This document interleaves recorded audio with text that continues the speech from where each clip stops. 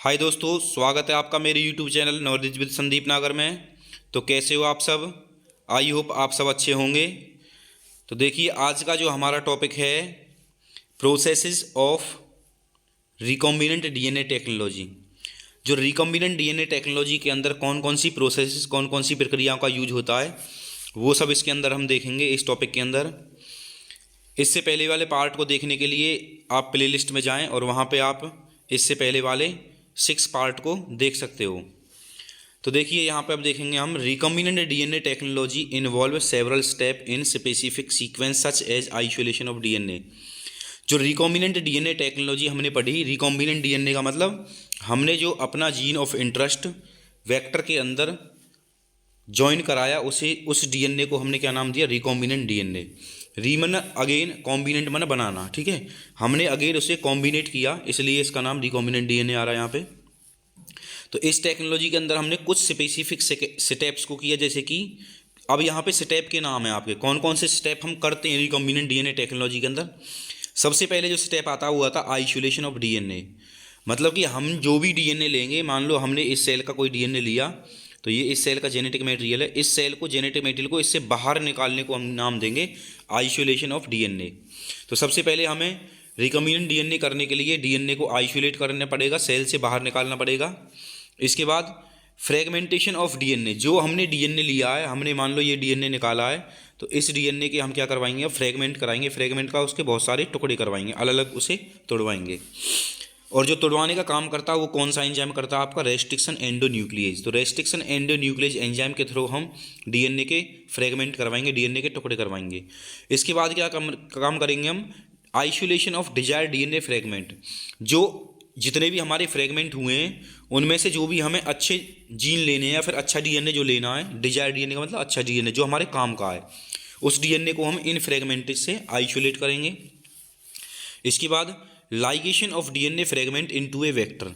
जो हमारा DNA fragment है, जो भी हमने डिजायर्ड डीएनए लिया है, उस डीएनए को हम वेक्टर के साथ में लाइगेट करवाएंगे। लाइगेट का मतलब ज्वाइन करवाएंगे।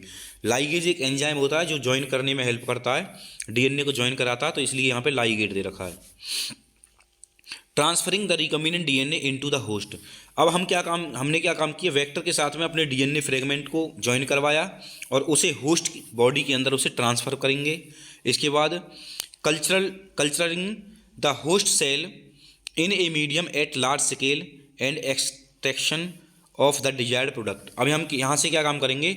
जो हमने होस्ट सेल लिया, जिसके अंदर हमने रिकॉम्बिनेंट डीएनए डाला है, उस होस्ट सेल को हम कल्चरल प्रोवाइड करवाएंगे।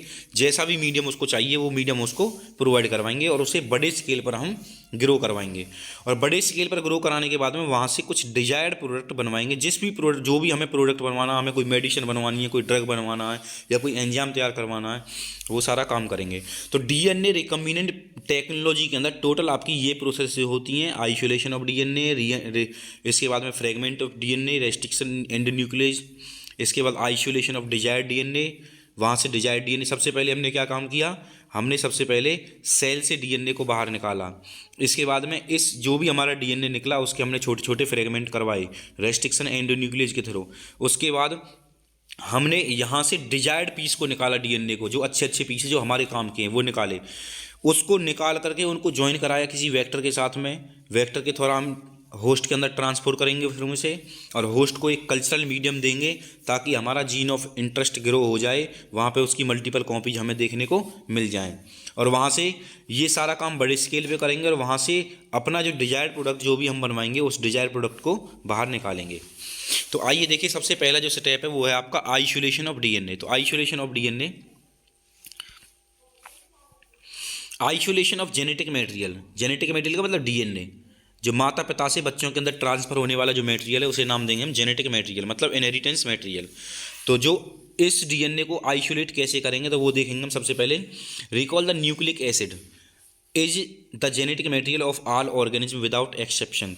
तो जो न्यूक्लिक एसिड है, न्यूक्लिक एसिड आपका डीएनए हो, डीऑक्सीराइबो न्यूक्लिक एसिड, या फिर हमारा आरएनए हो, तो दोनों में से कोई सा भी हो, ये विदाउट एक्सपेक्शन के है।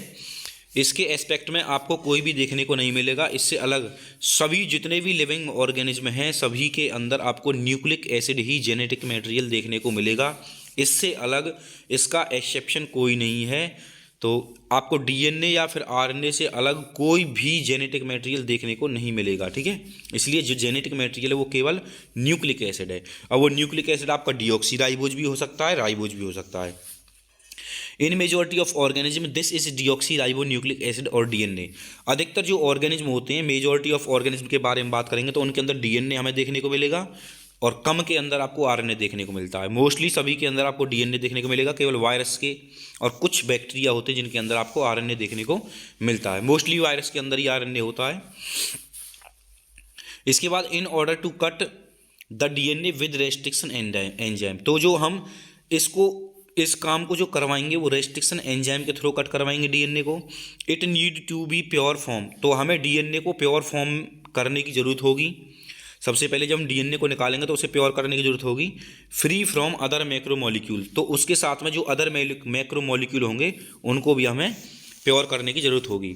मतलब जैसे कि हम बात करें, हमने जब ये हमारे पास में सेल है और इस सेल के अंदर ये न्यूक्लियस है, इस न्यूक्लियस के अंदर जेनेटिक मटेरियल है, तो इस जेनेटिक मटेरियल में डीएनए के साथ आपको आरएनए भी देखने को मिलेगा, डीएनए के साथ में आपको प्रोटीन भी देखने को मिलेगा, डीएनए के साथ में आपको और भी पॉलीसैकेराइड मैक्रोमोलिक्यूल देखने को मिलेंगे।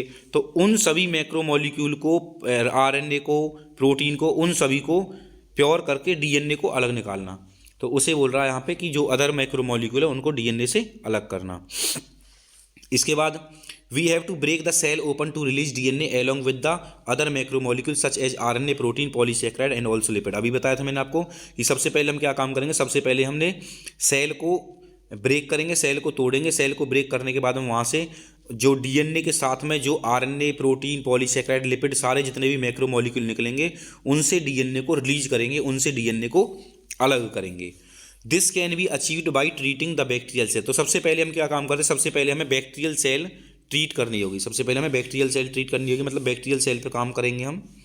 जो भी सेल ले रहे हैं, हम प्लांट सेल ले रहे हैं, बैक्टीरियल सेल ले रहे हैं या फिर एनिमल टिश्यू ले रहे हैं, उस पर काम करेंगे। तो उसको काम करने के लिए सबसे पहले हम एंजाइम्स कौन कौन से, लाइजोजाइम बैक्टीरिया के साथ में, सेलुलेज प्लांट सेल के साथ में, काइटिनेज फंगस के साथ में, तो इनसे हमें सबसे पहले सेल को ट्रीट करना है। सेल को ट्रीट करने का मतलब जो बैक्टीरिया होते हैं उनकी जो सेल वॉल है वो लाइजोजाइम प्लस में पॉलीसैकेराइड की बनी होती है, इसलिए उसे हम क्या काम करते हैं, लाइजोजाइम एंजाइम से ब्रोक करवाएंगे। तो सबसे पहले हम सेल वॉल को तोड़ेंगे ना, ताकि वो हम क्या निकाल सकें, वहाँ से डीएनए निकाल सकें।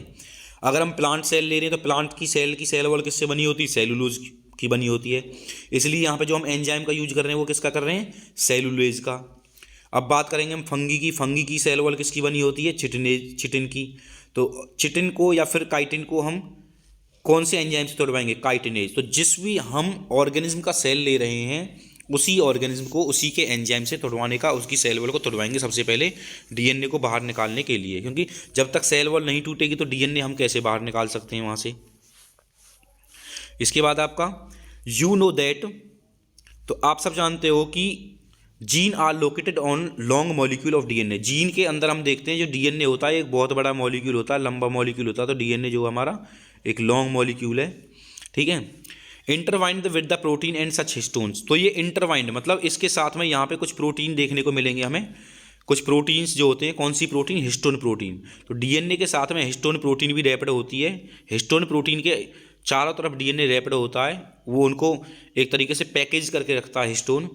तो the RNA can be removed by treatment of ribonuclease whereas protein. तो अब हम यहाँ पे देखेंगे, हमने अभी पढ़ा कि भाई डीएनए के साथ साथ कुछ आरएनए भी होगा, डीएनए के साथ साथ कुछ आपको आरएनए भी देखने को मिलेगा, ठीक है। और आरएनए के साथ साथ आपको कुछ प्रोटीन भी देखने को मिलेगा। तो हमें क्या यहाँ से क्या करना, हमें यहाँ से डीएनए को अलग करना है। तो हमें डीएनए चाहिए यहाँ से। अब डीएनए को अलग करने के लिए हम क्या काम करेंगे, सबसे पहले आरएनए को आरएनएज एंजाइम से डाइजेस्ट करवा देंगे। जब आरएनए को डाइजेस्ट कर देगा तो वहाँ से आरएनए खत्म हो जाएगा, और प्रोटीनेज एंजाइम के थ्रू प्रोटीन को डाइजेस्ट करवा देंगे तो प्रोटीन खत्म हो जाएगा। अब बचा क्या अकेला डीएनए और इसके साथ में और भी कुछ मैक्रोमोलिक्यूल, और उन मैक्रोमोलिक्यूल को हम क्या करवा देंगे, प्योरीफाई करवा देंगे। इस तरीके से हम इस पे काम करेंगे। तो देखो यहाँ पे protein can be remove bye treatment with proteinase, protein को हम प्रोटीएज एंजाइम के द्वारा डाइजेस्ट करा के उसे रिमूव कर देंगे। Other molecule can be remove by appropriate treatment by purified DNA ultimately precipitates out after addition chill ethanol. जो अदर बाकी के जो प्यूरीफाइड, बाकी के जो ट्रीटमेंट करने के लिए जब हम डीएनए को ट्रीटमेंट करेंगे, बाकी के जितने भी मैक्रो मॉलिक्यूल हैं उनको हम चिल ईथा मतलब बहुत ठंडे इथानॉल में डाल देंगे, और उस इथानॉल की हेल्प से क्या होंगे, वो सारे जितने भी पार्टिकल होंगे वो सारे पार्टिकल बाहर रिमूव हो जाएंगे। तो इस तरीके से हम क्या काम करते हैं, किसी भी थ्रेड को सस्पेंशन करते हैं। मतलब यहाँ से जब हम इथानॉल के अंदर देखेंगे तो हमें कुछ इस तरीके का थ्रेड दिखाई देगा डीएनए का। तो यहाँ पे जो आप देख रहे हो ये हमारा डीएनए है, ठीक है। तो डीएनए इस तरीके से हमें थ्रेड बनाता हुआ दिखाई देगा इथानॉल के अंदर। नेक्स्ट है आपका cutting the DNA at the specific location. तो डीएनए को हम एक स्पेसिफिक लोकेशन से कट करते हैं। तो आपको पता है रेस्ट्रिक्शन एंडोन्यूक्लियस जो एंजाइम होता है वो डीएनए को कट करने में हेल्प करता है। तो यहाँ पे देखिए, restriction enzyme digest as are performed by incubating purified DNA molecule with the restriction enzyme. तो आपका जो रेस्ट्रिक्शन एंजाइम होता है वो डीएनए को डाइजेस्ट करता है, प्यूरिफाइड डीएनए को डाइजेस्ट करने का परफॉर्म करता है। तो यहाँ पे जो ये मॉलिक्यूल जो साथ में काम करेगा, प्यूरिफाई होने का काम करेगा, वो रेस्ट्रिक्शन एंजाइम के साथ में काम करेगा सबसे पहले। तो हम क्या काम करेंगे, optimum condition for that specific enzyme. तो जो हमने एंजाइम लिया, जौन सा भी हमने रेस्ट्रिक्शन एंडोन्यूक्लियस एंजाइम लिया, इसको हम ऑप्टिमल कंडीशन प्रोवाइड करवाएंगे ताकि ये अपना काम कर सके। इसको ऐसा ही पीएच प्रोवाइड करवाएंगे जिस पीएच में ये काम करेगा, ऐसा ही इसको हम टेम्परेचर प्रोवाइड करवाएंगे, ऐसा ही इसको प्रेशर प्रोवाइड करवाएंगे जिससे कि ये काम कर सके। इसके बाद हमने अब क्या काम किया, हमने डीएनए को कट करा लिए। डीएनए को कट कराने के बाद ये आपका रिपीट हो गया बस, और कुछ नहीं है, वही रिपीट हो रहा बाद वाला जो हम पढ़ चुके हैं पहले। एग्रोजेल इलेक्ट्रोफोरेसिस। तो जो एग्रोजेल इलेक्ट्रोफोरेसिस है, जो कि आपका वो सेपरेट करने वाली जो मशीन है जेल इलेक्ट्रोफोरेसिस, इसके अंदर एग्रोज होता है। To employ to check progression of restriction enzyme digestion. ये क्या काम करती है, ये चेक करती रहती है भाई रेस्ट्रिक्शन एंडोन्यूक्लियस एंजाइम ने कितना काम किया, कितना डाइजेस्ट किया, वो उसके प्रोग्रेशन को देखेगी। अगर रेस्ट्रिक्शन एंडोन्यूक्लियस एंजाइम डाइजेस्ट कर रहा तो इसका मतलब उसका प्रोग्रेशन अच्छा है, और जब अच्छा होगा तो वहाँ पे जेल इलेक्ट्रोफोरेसिस के अंदर वो हमको डीएनए के फ्रेगमेंट अच्छे अच्छे दिखाई देंगे, छोटे छोटे फ्रेगमेंट ज़्यादा दिखाई देंगे हमें, ठीक है। तो वहाँ से हम चेक कर सकते हैं एग्रो जेल इलेक्ट्रोफोरेसिस के थ्रू कि भाई जो हमारा रेस्ट्रिक्शन एंजाइम है वो कितना अच्छा डाइजेस्ट कर रहा है, कैसे उनको डाइजेस्ट कर रहा है, कितना प्रोग्रेशन कर रहा है वो। DNA is negatively charge molecule. DNA जो होता है वो नेगेटिव चार्ज मॉलिक्यूल होता है, hence it move toward the positive electrode. तो ये जो जेल इलेक्ट्रोफोरेसिस में ये पॉजिटिव की तरफ मूव करेगा, ठीक है। तो ये पॉजिटिव जब कोई भी हो तो नेगेटिव चार्ज हमेशा पॉजिटिव चार्ज की तरफ मूव करता है। This process is repeated with the vector DNA also. यही प्रोसेस तो हमें अपने डीएनए के साथ करनी थी, जो हमने डीएनए निकालवाना था, जिसका हमने जीन ऑफ इंटरेस्ट बनाना है। और यही प्रोसेस हमें किसके साथ में करनी है, जो हमारा वेक्टर है, ये वेक्टर का मतलब जो हमारा प्लाज्मिड है, वही प्रोसेस सेम इनके साथ में करनी है, ठीक है। इसके बाद the joining of DNA involve several process. तो जॉइन, अब इसके बाद हमने इसको भी कट करवाया, इसको भी कट करवाया, तो कुछ प्रोसेस के थ्रू हम इन डीएनए को ज्वाइन करते हैं। After having cut the source of DNA as well as vector DNA its specific restriction enzyme. तो हम अपने डीएनए को कटवाने के बाद में वेक्टर को भी उसी रेस्ट्रिक्शन एंजाइम से कटवाएंगे, और वेक्टर को कटवाने के बाद में अपना जो जीन ऑफ इंटरेस्ट है हमारा, जो हमने अपने किसी भी डीएनए के सोर्स से जो लिया था, ठीक है, उसको भी कट करवाया हमने, और वेक्टर से भी हमने कट किया, और दोनों को क्या कर दिया हमने, मिक्स कर दिया, लाइगेज कर दिया, मतलब लाइगेज एंजाइम को ऐड करके वो दोनों ज्वाइन कर जाएंगे, और जो इसका रिजल्ट जो निकलेगा वो क्या बनाएगा, प्रिपरेशन ऑफ रिकम्बिनेंट डीएनए। जो रिकम्बिनेंट डीएनए को हम कैसे बनाते हैं रेस्ट्रिक्शन एंडोन्यूक्लियस एंजाइम के थ्रू, वो सारा देखने के लिए हमारी प्लेलिस्ट में जाएं और वहाँ पे आप चेक कर सकते हो। इससे पहले सारे पार्ट को मैंने एक्सप्लेन किया हुआ है। आई होप आपको यहाँ तक सारा कुछ समझ में आ गया होगा। अगला जो नेक्स्ट टॉपिक होगा हमारा, वो होगा हमारा पॉलीमरेज चेन रिएक्शन। तो नेक्स्ट वीडियो के अंदर हम पॉलीमरेज चेन रिएक्शन पढ़ेंगे। इसी तरीके से NCERT line to line explain करने के लिए, लाइन टू लाइन रीड करने के लिए, साथ में ही नीट प्रीवियस क्वेश्चंस को पढ़ने के लिए हमारे चैनल को सब्सक्राइब करें, बेल आइकन पर क्लिक करें। Please like, share and subscribe. Thanks to watching my video.